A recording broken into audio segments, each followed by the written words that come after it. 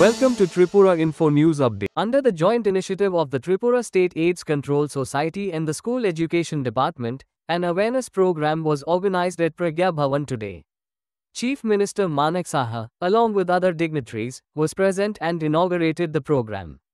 The event aimed to spread awareness about HIV, AIDS prevention, promote healthy practices, and encourage social responsibility among students and the public. Listen, what Chief Minister Manak Saha said during the program. আমি সত্যি আপ্লুত এবং আপনাদেরকে ধন্যবাদ দিতে চাই।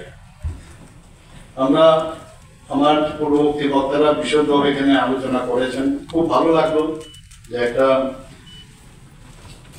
ঘন্টা বাজানোর সাথে সাথে আজকে প্রায় ৬,০০০ ছাত্রছাত্রীরা তারা আজকে এই যে প্রতিরোধ যে এইডস এর বিরুদ্ধে প্রতিরোধের যে অ্যাওয়ারনেস প্রোগ্রাম তার সাথে সবাই যুক্ত হচ্ছে এবং আলোচনা হয়েছে বা হবে। আমরা সত্যি অত্যন্ত চিন্তিত যেভাবে এইচআইভি ত্রিপুরাতে বিশেষ করে নর্থ ইস্টার্ন জোনে এখন ত্রিপুরার position, if I can remember that we are in the 4th position out of 8 states. তো এই জায়গায় দাঁড়িয়ে আমাদের খুব চিন্তার বিষয়। আমরা দেখেছি যারা ড্রাগস নেয়, আগে বুঝতে হবে আমরা কোথা থেকে এই ড্রাগস নেওয়ার যে প্রথমে যেটা শুরু হয় সেটা হচ্ছে হ্যাবিচুয়েশন, হ্যাবিট করা। সেখান থেকে হ্যাবিট থেকে আস্তে আস্তে করে এডিকশন হয়। আমরা সবাই জানি, যারা আমরা মেডিকেল এর সাথে যুক্ত তারা সবাই জানি। তো হ্যাবিট হওয়ার পূর্বেই যদি আমরা জানি যে prevention is better than cure. তো সেই জায়গায় দাঁড়িয়ে বিশেষ করে গার্জিয়ানদের খুব তাদের সতর্ক থাকা খুব প্রয়োজন। আর হাতছানি দেয় আমাদের খারাপের দিকে কিন্তু বেশি হাতছানি দেয়। স্টুডেন্ট লাইফে আমরা দেখেছি ভালো যারা স্টুডেন্ট, ভালো নৈতিকতার দিক দিয়ে বেশিরভাগ, কিন্তু 1-2 জন এরকম থাকে তাদের হাতছানির কারণে যারা ভালো স্টুডেন্ট অনেকে আছে তারা ওই দিকে ধাবিত হয়। এবং সেই দিকে আমি জানি যারা প্রথম এই ড্রাগসের সাথে যুক্ত হয় প্রথমে নিজে কিন্তু বুঝতে পারে যে আমার এই সেবনটা ঠিক নয় বা আমার ইন্ট্রাভেনাস ইনজেকশন নেওয়াটা ঠিক নয়, বুঝতে পারছে।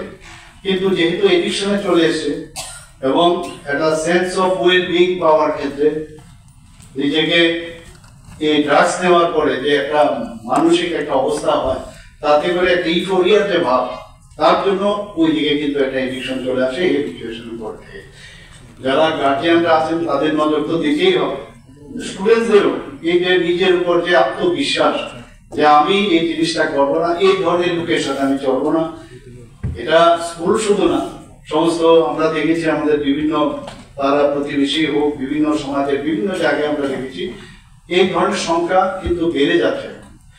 একটু আগে আমরা যাকে এখানে সম্মান আমরা দিয়েছি, আপনি কত দিন পরে, প্রায় 5 বছর পরে যেটা শুনলাম আমি, সেখানে তার মধ্যে সেই ফিলিংসটা এলো যে না, আমাকে এর থেকে মুক্ত হতে হবে। এই যে একটা কনফিডেন্স, এই কনফিডেন্স আমাদের স্টুডেন্টসদের বিশেষ করে সেটা নিজেদের নিয়ে আসতে হবে।